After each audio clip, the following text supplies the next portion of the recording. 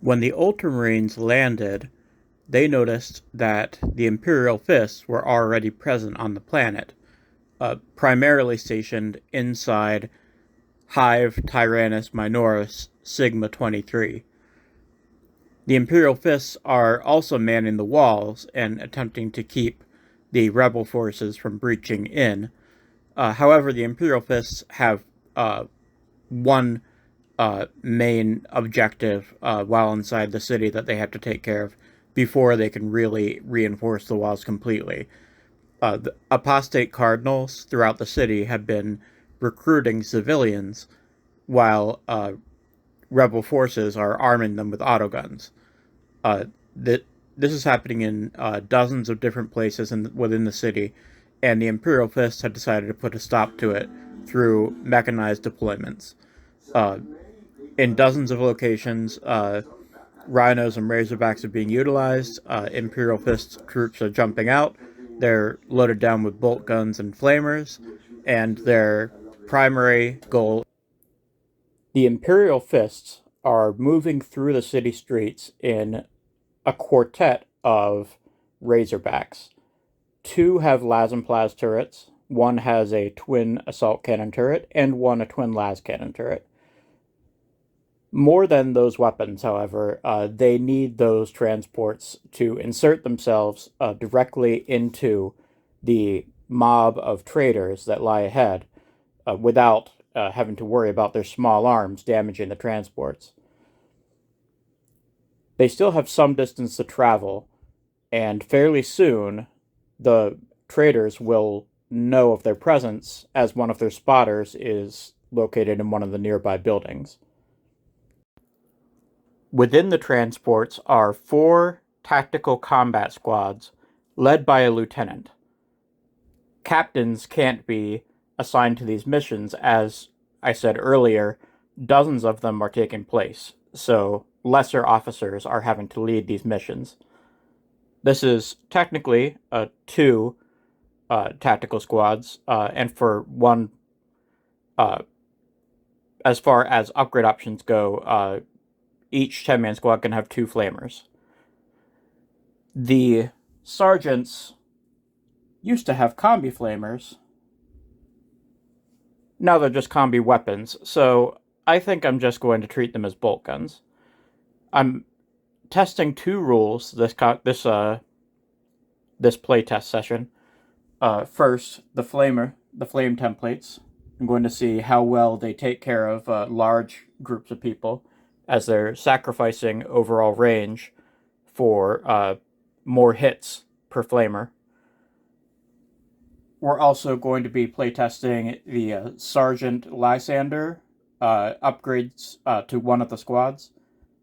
He basically just has a slightly better melee weapon, and he allows his squad to reroll bolt gun hits.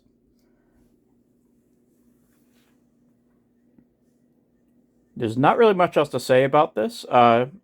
Except that we're also playtesting the Make Bolt Guns Great Again, which essentially mimics their light armor piercing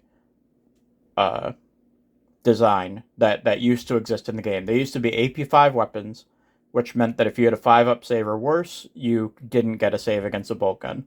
So if you're shooting a bolt weapon that has no AP on it at a target that has a 5-up save or worse after modifiers, you treat bolt guns as having -2 AP.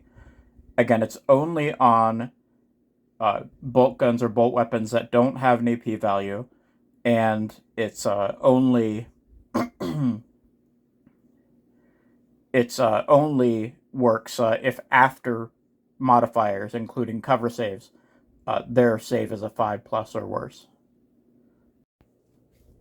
And here is the mob, or specifically 3 cultist mobs. Those are the citizenry that are being whipped up into a frenzy from our apostate cardinal here. And there are 3 20-man squads. For some reason, 13 of my cultists have gone missing, so I've replaced them with these Negavolt cultists. Their bases are bigger and they look weirder, but They're the closest thing I had to cultists. As you can see here, the guardsmen in red, these are all rebel guardsmen. They're all traitor guardsmen, and they're using those rules. There's even some in the buildings here. Each of them is equipped with their grenade launchers, which are the most common Astra Militarum upgrade weapon. But to test flamers further, I'm probably going to consider these to be flamers. Although we also have a cultist firebrand, so we can use his flame template and see, a slightly upgraded flamer, what that's like with a flame template. Now, because there are 120-ish models here, and there's only 21 Marine models, and I want to see the rules tested more than I want to see Marines die. The Marines are going to have twice as many wounds, including the Lieutenant, and they're all going to have 2-up armor saves. More than that, and I might as well make them invincible. So that's how we're going to be testing this. Since the Marines are the ones arriving on the location to specifically eliminate the traitor, the apostate cardinal or the traitor enforcer, the Marines get the first turn. Not a lot is happening on turn 1. The 4 Razorbacks are going to gun their engines and advance, and as you can see, these are the advance rolls that I got, so let's see how far this takes them. The Marines made great progress on the road and are just around the corner from the citizenry and the traitor guardsmen. Unfortunately, they have been spotted. This is the end of the Marine turn. Now we're going to see what the traitor guard do in response to seeing 4 Razorbacks barreling down on them. Utilizing their Vox network, which allows them to react rapidly to emerging threats due to the large number of Vox casters equipped by these traitor guardsmen, they reacted swiftly to the arrival of the Marines and have moved, pushing the citizens aside in an attempt to deny the Marines access to this area. Now, the citizens are still too bewildered to use the weapons that were passed out to them, so this is the only gunfire that's going to be happening on the Rebels' turn 1. We do have a flamer in there. It's going to attempt to target the tanks, and we'll have some las guns that will probably do nothing. So flame templates must have the small end touch the base of the firing model. It can be anywhere on the base. It could even be over here. You can only target enemy models. No friendly models can be under this. So this is the final position of the Traitor Guardsman Flamer. So that scores 1 hit on both vehicles. Strength 4 versus toughness, I believe, 9, which means 6s only. That's a wound. 3-up save. Makes a save. On the other one, we'll call that a cock die. That's not a wound. Just to get it out of the way, we have 1, 2, 3, 4, 5, 6, 7 las guns. And just as a demonstration of how useless they'll be,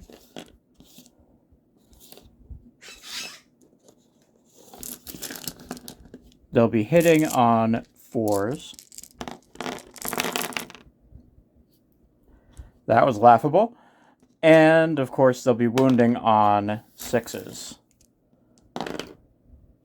Nothing, as predicted. Next, Marine turn 2, we'll see the delivery of the first Marines onto the battlefield. The Razorbacks pull forward, and the Marines have leapt out. The Flamers have positioned themselves where they'll receive a large number of hits, where the template can pass over most or all of these squads. So far, Sergeant Lysander has disembarked. Nobody has disembarked from this Razorback. This one contains the Lieutenant. So, no lethal hits yet. We're going to see how many hits the Flamers get, and then I won't bore you with the details. I will be doing all my rolling between recordings. So let's start with this squad here, these 5 Tactical Marines. We have 1 Flamer here, and 4 bolt guns. Now this isn't as easy as using a normal flame template because the ones that you can buy from GW are clear. Looks like 2 members of this squad right here are getting hit, and every member of this squad is getting hit. The Traitor Guardsman squads. So we'll resolve that first. The bolt guns should also do a lot more damage because we're using the rule allowing the bolt guns to be light armor piercing, so they shouldn't have any saves against bolt guns. The flame template killed 5 Traitor Guardsmen, and the bolt gun shots, allowing no armor saves for the 5-up save Traitor Guardsmen, killed 3 more. So they're actually, that's 8 casualties, leaving 2 remaining. The rear squad, with the 2 Flamer hits, they lost 1 person to that, so they have 9 remaining. Next, we're going to cover this 5-man squad in that arrow formation. The first one is the Flamer, logically putting them in front. The closer to the models you get, the more accurate this will be. So let's say that's 2 civilians, aka cultist mobs, and 3 or 2 of these Traitor Guardsmen. And then the bolt guns as well. The bolt guns will go into, I guess, our main concern are the Traitor Guardsmen because the cultist mods are kind of a joke. So I'll put the bolt guns into the Traitor Guardsmen. They should not survive this. As predicted, the first Traitor Guardsman squad is defeated, and we lost 2 cultist mob models. I'm removing the Negavolt cultists first because they make the least sense being present here. They're supposed to be average civilians being indoctrinated into by the apostate cardinal and given weapons.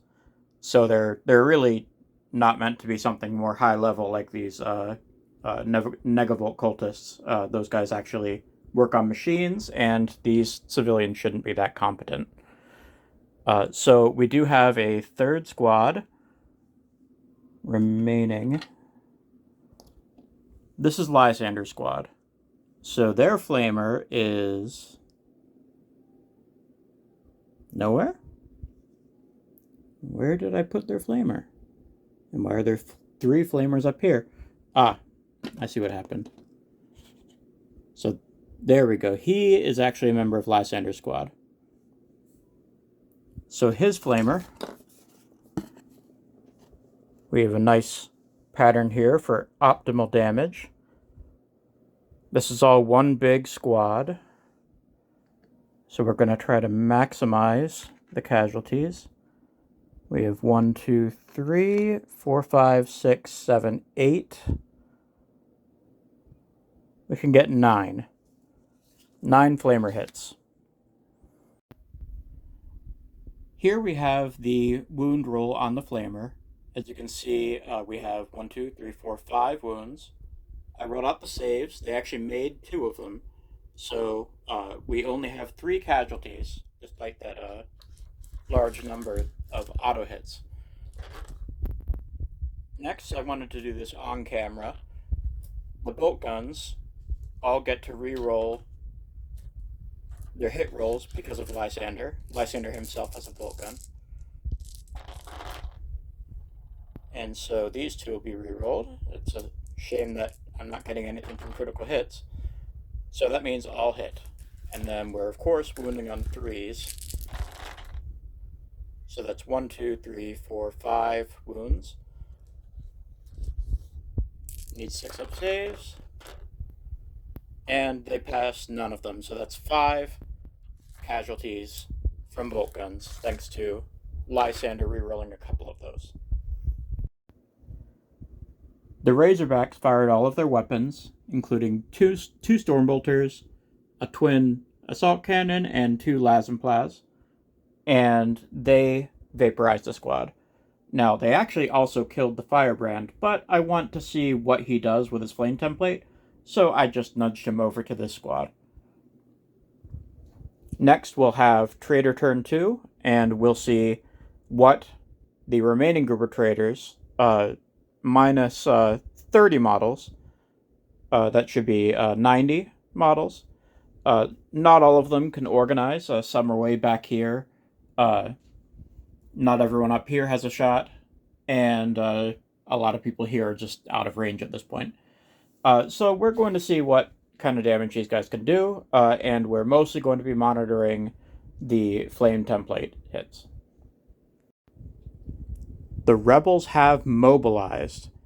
They've moved as close as they can to the Marines, and thanks to the Apostate Cardinal, they feel invincible.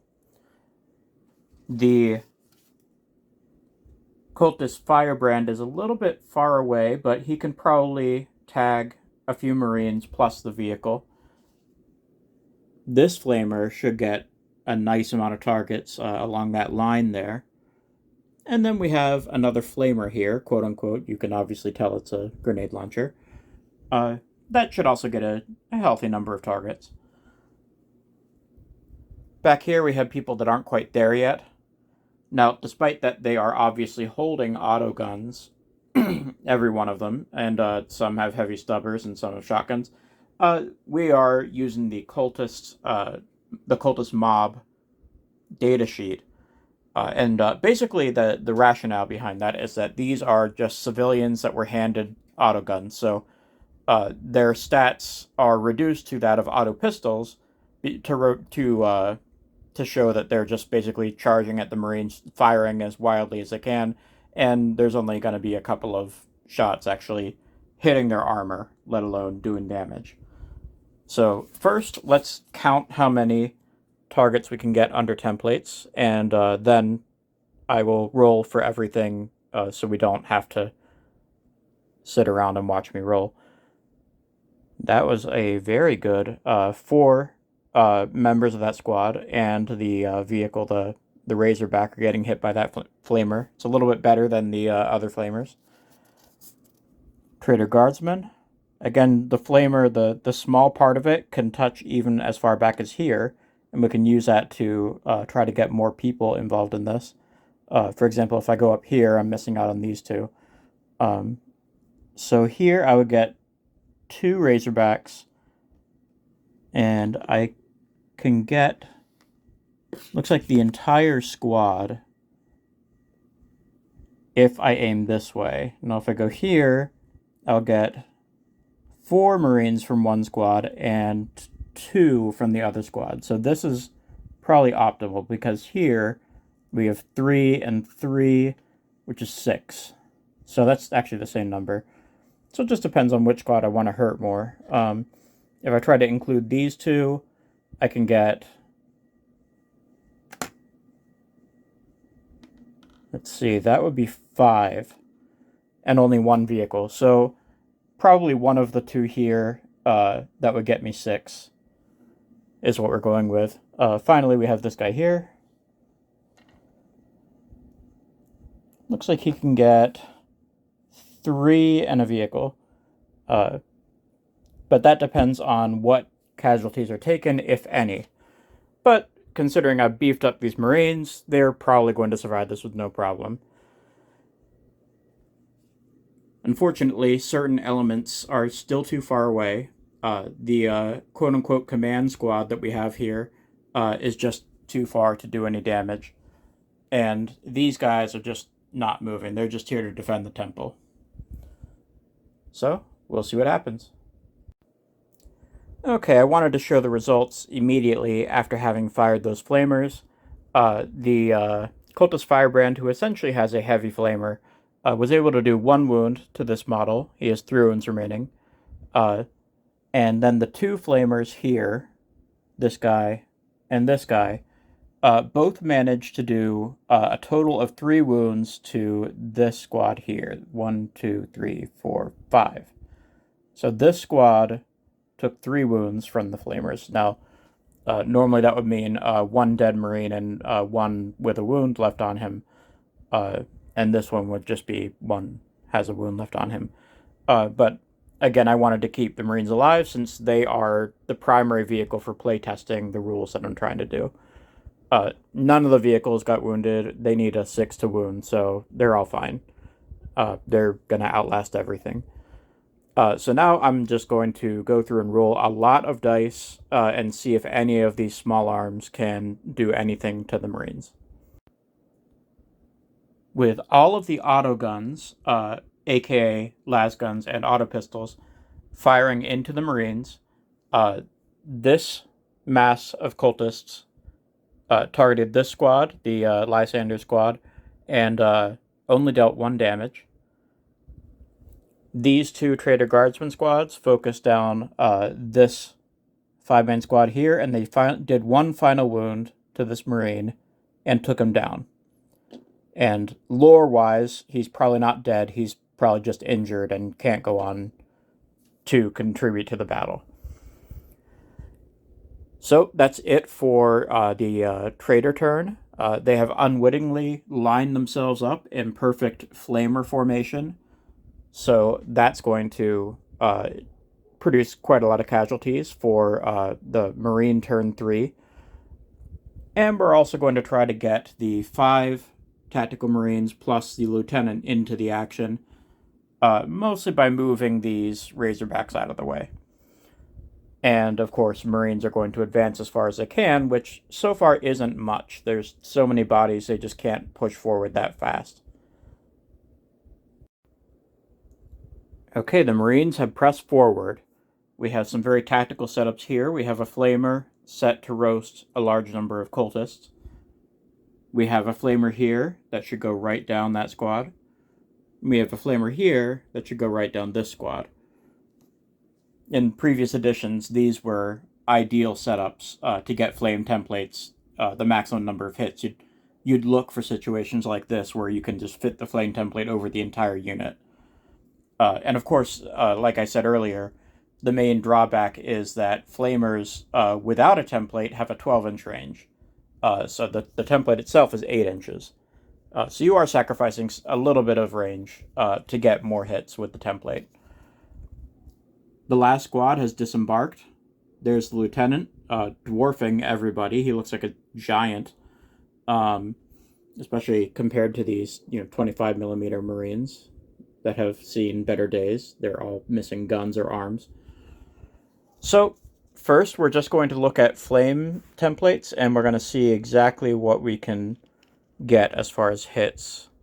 This looks pretty ideal. Looks like I'm missing the last guy. So I have 1, 2, 3, 4, 5, 6, 7, 8, 9, 10. Looks like 11. 11 hits. Here,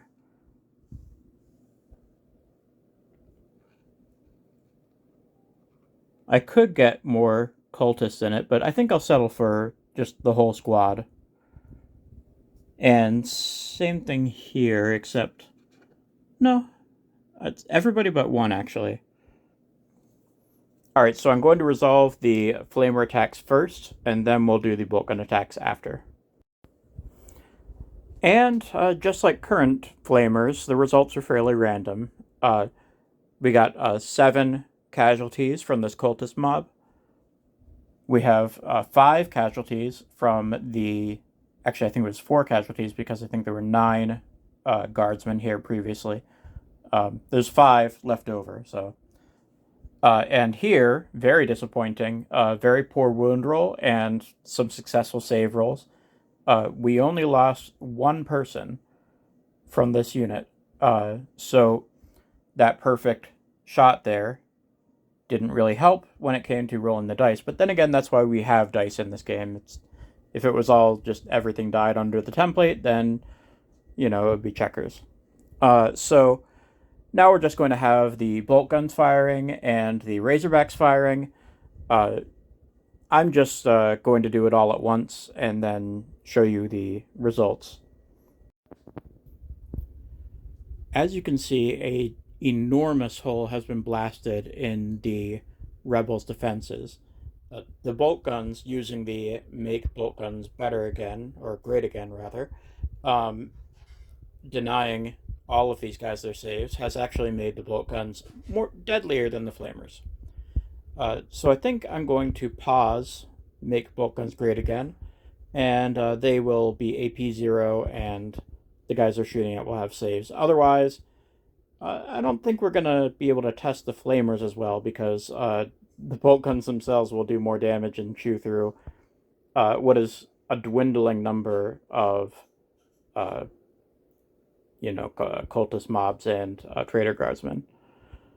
So it is now, I believe, Rebel turn 3.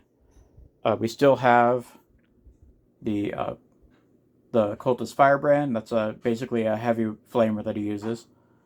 We still have the flamer here, and we have a couple of special weapons located in various spots of the battlefield. So we'll see what happens. This is probably the last turn that the cultists will really be able to do any real damage to the Marines. We'll see if we can kill off this guy that's been wounded.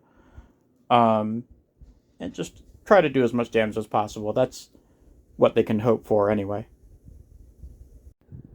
The cultists have moved in for one last big push. As you can see, we're running out of traitor guardsmen. At some point, the Marines are going to have to start shooting up into these buildings to try and damage these guardsmen. These guys will probably go last once the Marines start cleaning up. I might even have them fall off or fall back from the battle once they realize their leaders are dead and there's no chance of defeating the Space Marines. So we're going to focus on flamers first. So we're going to catch, if I place the template here, again, we're going as close as possible to the models. I can't get any friendly guys under this. Looks like I'm missing out on the side 2 guys, so I'm probably just going to have to go for 4. Which would be a hit on 2 of the Razorbacks. This guy, on the other hand, has a great shot. That's 4 members of the combat squad. In addition, we're catching 2 members from this squad and 2 members from that squad. So 8 models total. That's a pretty good hit. Now, in previous editions, flamers could go down 1 floor. And I'm just going to give him the same hits that this guy has, because honestly, this guy's flame template starts here, and his starts only just slightly off. So he's basically getting the same hits. I'm also going to have these guys, for the first time in the game, shoot down, mostly because I forgot they existed. But yeah, we'll see what the flame templates do, and after that we'll just I'll roll through all of their attacks, see what kind of damage they do. That's not part of the playtest, so I'm kind of glossing over that part. So flamers first. Okay, and when it's all said and done, we don't really have that many casualties to speak of. 1 guy took 1 wound. Now, of course, if they had 3 up saves, there probably would have been a couple more wounds here, but again, I need the Marines to be alive to test what I'm testing. So, the Marine turn, or actually, I'm sorry, first the cultists are going to fire, and we'll see what kind of damage that does. Then the Marines are going to sweep through this thing like paper. The cultists have finished firing. The cultist mob here did 1 damage to the guy here, so he's got 1 wound remaining. And miraculously, this unit up here fired down here, and because of very hot dice and horrific saves, we have 4 wounds. And yes, those 2s, I said it earlier that my Marines have a 2-up save. These guys have plunging fire, so they have an additional AP. So that's 4 failed saves, which is 1 dead Marine. So we'll kill off this guy, this poor guy that doesn't have a gun. So that's so far 2 Marines that have dropped from Rebel Fire, which already is too much lore-wise. But again, these 2 guys, they've just been hit by autogun bullets or las guns, whatever happens to be the case. These guys are all modeled to have autoguns, or actually AK-47s. But very small arms, so there's very little risk that a Marine's physiology will give in just from a few lucky autogun hits. So they need to be healed at the Apothecarium, but the 2 casualties that we've taken so far, they're probably not really dead. Can't say the same for the cultists, though, and they're about to get hit very hard. This must be terrifying for the cultists, or specifically for the traitor guardsmen, aka the rebels, and the cultist mobs, aka the civilians, facing a wall of Imperial Fist firepower. The Flamers are going to get a lot done today, so let's see exactly what we can get. So we're going over the cultist champion, or I'm sorry, the cultist firebrand. And if we put the template here, we can get 2 members of his squad and a lot of cultists here. Let's see, that model and not those guys and all these. So that's 1, 2, 3, 4, 5, 6, 7, 8.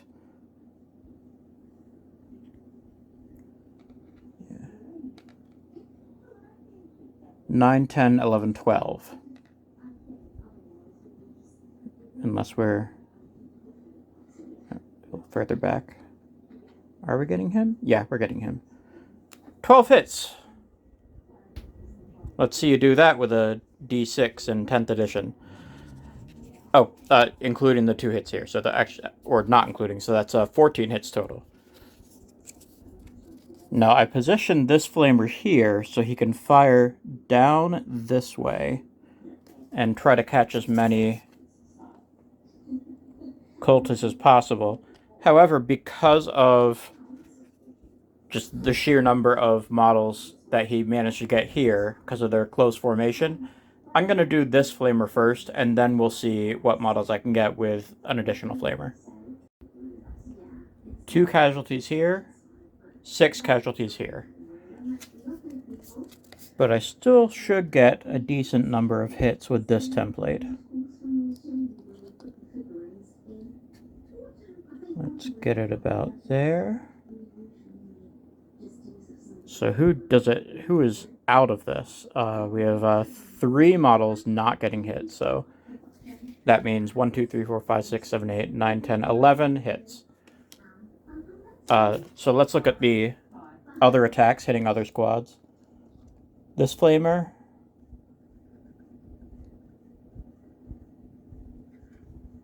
is actually hitting the squad in the back. I have 3 hits on the Traitor Enforcer squad.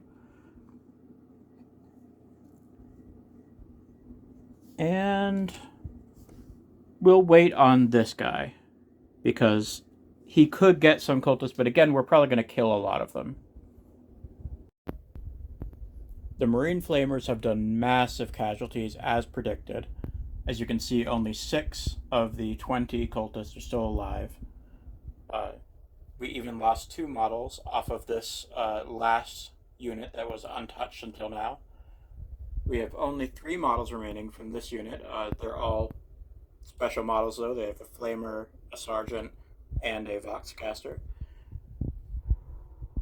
So yeah, that was an extremely productive turn for the Marines. We also have lots of bolter fire and razorback fire, which I'm going to process now. That should clean up a lot. I'm going to try to put shots into this squad up here with some of the vehicles to try and just clear out that squad so I don't have to worry about it anymore. The Marines have once again cleaned up the battlefield. As it turned out, that last flamer, I didn't bother recording it, but it got 6 hits and killed 4 cultists. Mostly I focused on taking out the units in this area. I basically ignored the firebrand. I want to get a little more of an idea of what that gun can do. And let's see if we can kill off another Marine in the process. I had all of the Razorbacks and a few of the Marines fire up here, and it's now the second floor is clear of rebels. So all we have left are the Cultist Firebrand, the Traitor Enforcer, his Mutant Ogren, and a squad of Traitor Guardsmen minus 2 guys. We have the Apostate Cardinal, and those aren't real models, they're just kind of there for show. And then we have these guys who will probably fall back when everyone else is dead. Right now the leaders are still alive, and that's what's keeping them up there. But as soon as those leaders die, those guys are just going to vacate. The Apostate Cardinal is a little cowardly, but he's also realized that his forte is in getting people interested in fighting and not really fighting himself. So he's trying to rally these guys, setting-wise at least. Rules-wise, he lost his unit, and he's just a lone leader now. I could have picked him off earlier, but I was dealing with the masses, the real threats. He mostly just has buffs that he gives. I believe I put his datasheet on the Facebook group that you likely found this video on. But as you can see, the Traitor Enforcer is ready to get into some close combat here. They're going to fire some shots first and then dive right in. And we're probably going to see the same with the Firebrand. So we still have 2 Chaos templates. The Firebrand is going to hit every member of Lysander's squad, if we put the small end back here, plus 2 members of the Lieutenant squad. So I'm going to roll that out. Actually, you know what, while we're at it, here's the other Flamer. That hits. Because of the tight formation they're in, we're hitting all of the rear combat squad, and let's see if I just barely catch him, have the small end on the side. We're catching all 4 and all 5. So let's roll it out and see what happens. Despite the massive number of hits we got here, we only did 1 wound, which is probably because I beefed up the Marines. Over here, all we did is do 1 additional wound on that model there. So we have a couple guys clinging on. And that's about it for the Chaos Flamers. We're going to do some small arms that are likely to not end in anything, and then I'm going to do some charges. I'm not going to roll for the charges, I'm just going to push them in. They're right in front of their targets anyway. And charging isn't part of this playtest, so I'm going to do it as quickly as possible.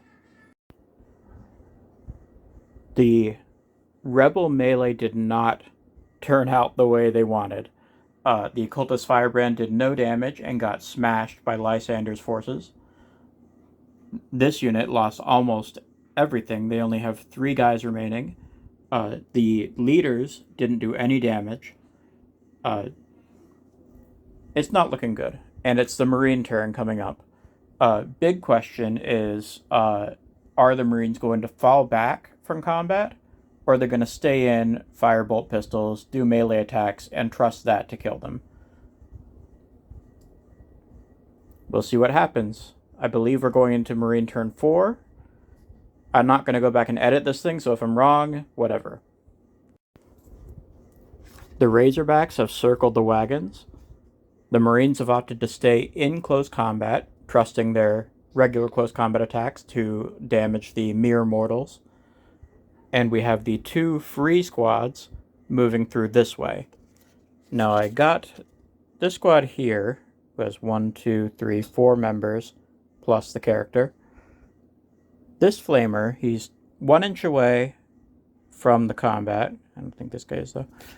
And he's gonna try to catch the apostate cardinal with the flamer. So here he's not hitting any friendlies.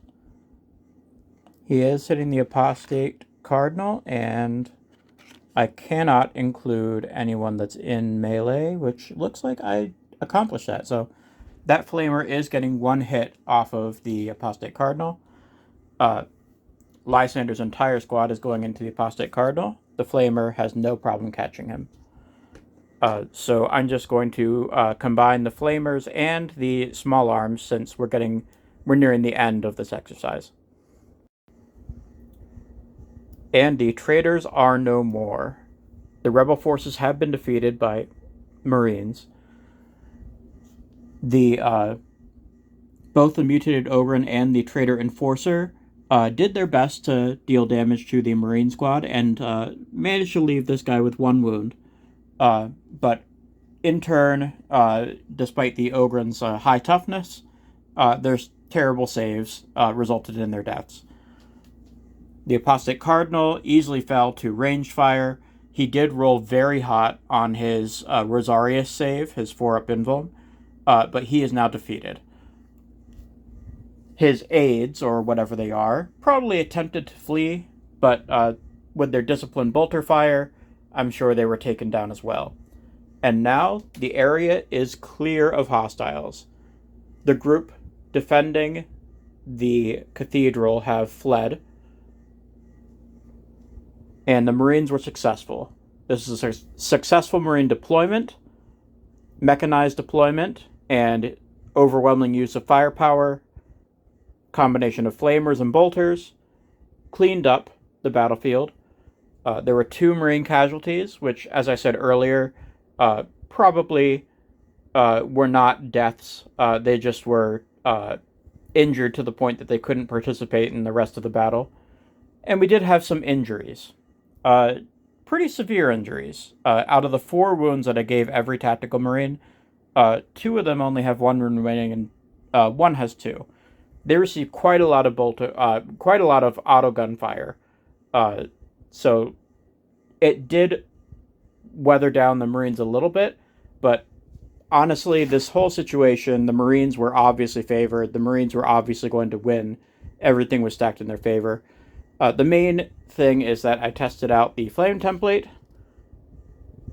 and you get a hell of a lot more hits with it. That's really the best. It was tricky at times to avoid hitting friendly targets and to try and get as many enemy targets hit as possible.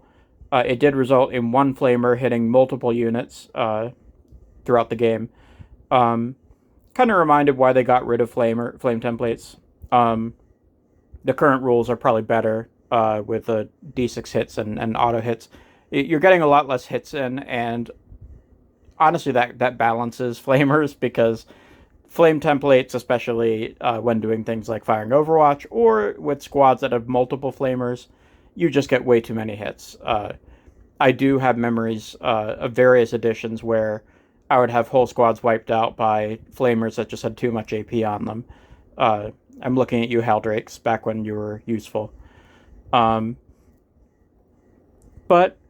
that was the playtest of the Impact Flamer rules. As far as make bolters great again, kind of made them a little too powerful. Also, if you had a 5-up save and were in cover, you went from having no save to having a 4-up save, which is what the game used to be, but it's hard to inject that into 10th edition, where only bolt guns are following the old AP rules. So, similar to blast weapons, last playtest, make bolt guns great again. Be careful when applying it. It's probably fine in most engagements where you're not shooting at hordes of 5+ save guys. But I'd say you could use it for some flavor, but if you're in a situation like this where everyone has 5 and 6 up saves, the bolt guns were doing way more damage than the flamers, and the flamers were doing way more damage than they normally would, considering that they were getting way more hits every turn. So maybe leave out make bolt guns great again. Flame templates, I'll still leave them in. I think unlike blast templates, they are flavorful, and there is some balance in the fact that you have to be careful which units you can hit, and so sometimes it's out of your control how many hits you can get. You might only be able to get 1 or 2. Like for this guy, for example, his template reached out here and was only able to get 1 hit because I had to avoid the squad that was in close combat. So it's interesting to revisit the old rules. I still like flame templates, and I miss them. So it was fun using them again, and it was fun digging through 120 models plus leaders. And it was fun to do this narrative battle. Again, this is one example of many, of dozens of engagements that the Marines are doing. They're hitting all the recruitment centers. They're going to all the temples, and they're finding apostate cardinals or any other traitors, and they're killing the recruitment stations, which does kill civilians, but it's worth it because the civilians would eventually become cultists and maybe even traitor guardsmen after you arm them and train them. So this is all happening inside the walls of the Hive City. So this represents what's going on all over the Hive City. The Imperial Fists are just swarming different recruitment locations. They're burning everything to the ground, and they're putting a stop to the battle inside the walls. After this, everything is going to be outside the walls.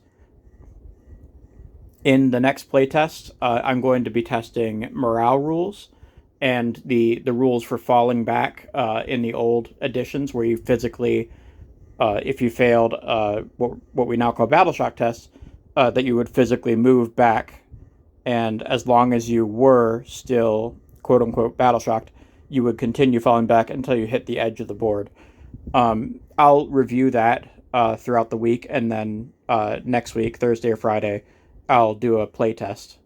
The general idea is going to be probably Marines, Ultramarines starting off in one spot, Imperial Fist starting off in another, enemy units in the middle, and it's going to represent the Ultramarines trying to contact the Imperial Fist so that they can set up some kind of organized defensive plan or offensive plan as whatever they need to be doing at the time.